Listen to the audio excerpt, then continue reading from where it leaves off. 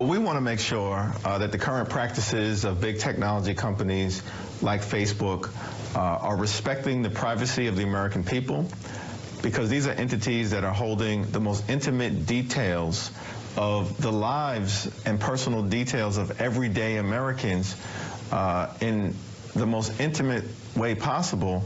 And we've got to make sure that that's being respected and that the privacy rights of those Americans aren't being undermined. So from my standpoint, that's an important objective to try to pursue. You know, yesterday I interviewed the chairman of that subcommittee, Chairman Cicilline, and he said it's this balancing act of respecting the contributions that these big tech companies have provided to the American people, both economically and from a service perspective.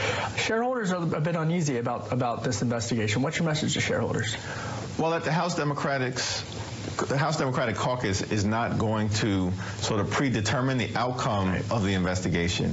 We're going to follow the facts, be guided by the law, and proceed in the best interest of the American people. At the end of the day, my view has always been that subpoenas should be a mechanism of last resort, not a mechanism of first resort.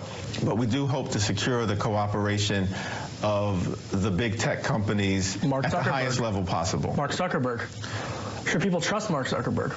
The American people need to hear from Mark Zuckerberg. It seems to me that one could reasonably conclude that there is absolutely no reason to trust Mark Zuckerberg at this particular point in time, given the repeated instances where something inappropriate that Facebook has done has been exposed to the American people.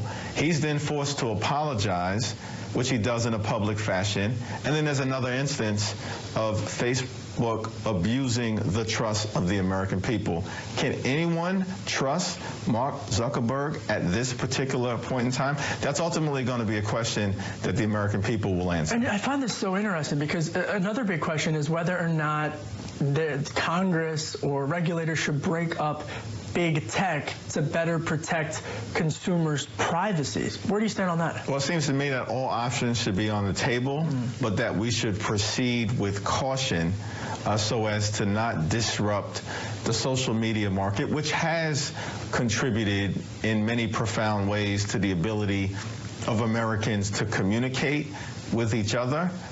And so I think Chairman Cicilline and Chairman Nadler are going to proceed with caution and be guided by what's in the best interest of the American consumer. Switching gears now on another area that Democrats, you being a member of leadership in the House Democratic Party and the House Democratic Congress, impeachment, the issue of impeachment. Where do things stand on that front? Well, in my view, we should continue to proceed with our investigation. And the House Judiciary Committee has indicated that they will conduct hearings on obstruction of justice, abuse of power, and the culture of corruption that appears to exist at 1600 Pennsylvania Avenue. That is the correct approach at this time. We should be guided by the Constitution at the end of the day, and we are in fact-gathering mode.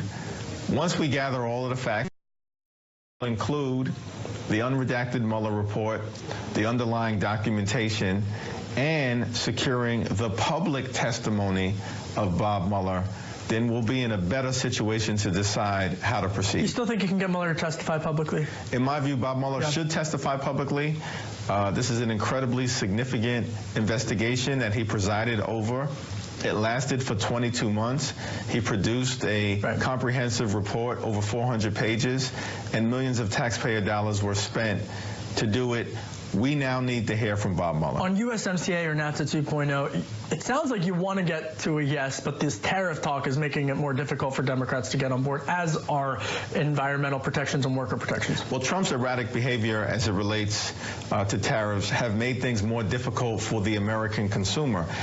These tariffs are a tax on everyday Americans, working families, middle-class folks, senior citizens, and could cost upward of $800 per American family should he go through with these reckless threats. That's a problem in and of itself for the entire economy. With respect to the USMCA, House Democrats, led by Speaker Pelosi, have consistently said, we want to get to yes, but we need to see greater labor and environmental standards, as well as an enforceability mechanism particularly as it relates to Mexico, to ensure that those standards can be brought to life. Do you want to be Speaker of the House, Governor of New York, Senator of New York, or Mayor of New York City? I have the greatest job in the world right now, which is chair on, you gotta give me something. of the House Democratic Caucus, and I'm committed to the institution of the House. And what I've learned is that you've got to focus on the job that you have, do that job to the best of your ability, and the rest will take care of itself.